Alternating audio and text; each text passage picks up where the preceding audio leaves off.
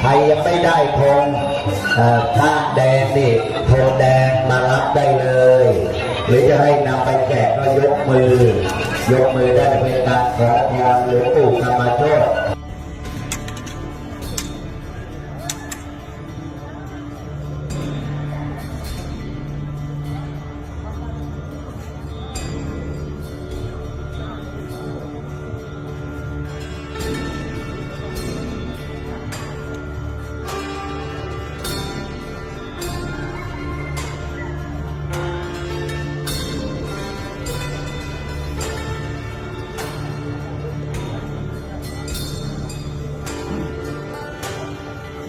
ตั้งทางเท่านั้นนะ